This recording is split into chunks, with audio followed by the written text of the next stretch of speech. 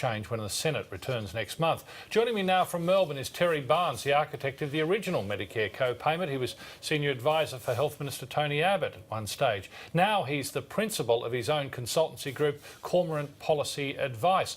Terry Barnes, just explain why some patients are going to be hit with higher GP fees from next week. Well, what's happened, Tony, is that the government's changes to the Medicare schedule for GP rebates means that your standard consultation, the one that's known as Level B consultation, will have a time floor on it of 10 minutes. So it'd have to be a minimum of 10 minutes up to 20 minutes. So anything that was done that was less than 10 minutes but billed at that rate before Monday would actually attract the current lower rebate, which is just under $17 as a Level A type service. What was the idea of putting that time limit on it?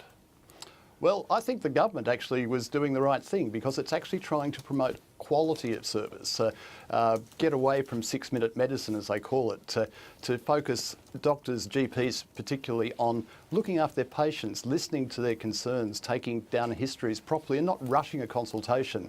Whereas, if you like, the medical centre model, where you basically rock up, get a quick look over, maybe get a script or a pathology test ordered, and you're out again within that 10 minutes, is not really quality medicine. That's not to say that there are things that can be done quickly, like immunisations, like progressing or checking your progress if you're ill, if you're doing have dressings that they're changed. So that can all still happen now. Well, and it certainly will. And do you expect doctors then to absorb the cost? Well, I think that many medical practices have probably been coasting on the fact that there is a higher level of rebate available and has been for a long time for very basic services. But it seems to me that the only doctors who have anything to fear from this are those who have based their business model on quick throughput rather than quality care. All right, well, setting the doctors aside, this extra cost is designed as a price signal. There's no doubt about that, to ease pressure on Medicare.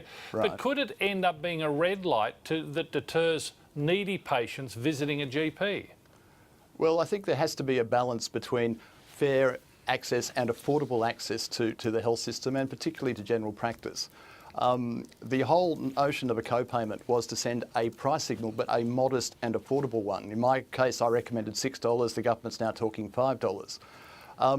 If it helps people ask the question, do I really need to go to the doctor for this? Or can I actually look after myself before I do go to the doctor a bit better? That's actually quite a reasonable thing to ask patients, I think. And as far as bulk billing goes, I don't see why it's so important that people on reasonable incomes, people like you and me, Tony, if you like, are able to be or eligible for bulk billing when we can actually afford to make a contribution of our own. Now, I think it's very important that those who are vulnerable are protected. I think the government's Plan B has done that.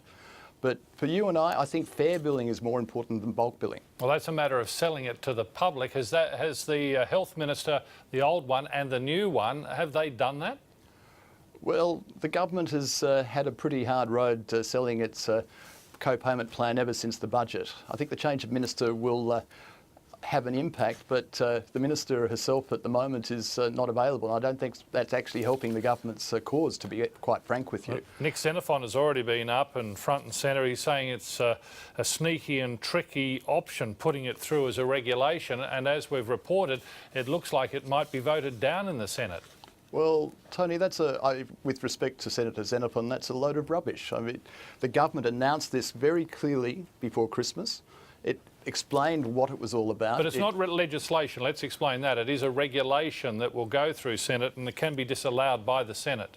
Well, setting Medicare rebates and scheduling items on Medicare is actually done by regulation now. That is no change. It's simply a reflection of the reality of the administration of Medicare. And as far as the government's plans go, they were upfront and honest before the election. So for Senator Xenophon, but particularly for Bill Shorten now to come out and say it's sneaky and underhanded, I just think that's pushing things just a little too far. Terry Barnes, just finally, there have been reports, and it comes out of the UK, that when this sort of co-payment was introduced there, people flocked to the emergency departments of hospitals. Why wouldn't that happen here? Well, I've seen those reports, but as the Prime Minister said, I think this morning, you can do that now. You can go to an emergency department with, if you like, a GP type need, if you are prepared to wait for it. Frankly, I don't see that as a problem. If we're talking about those who are most vulnerable, and that includes the chronically ill being looked after through continuation of bulk billing incentives, I don't see that they would be rocking up the emergency department. As for the rest of us, I think we'd be using our own judgments and perhaps taking a bit more responsibility for our choices. And I guess from your earlier comments, you'd like to see the government outselling it today.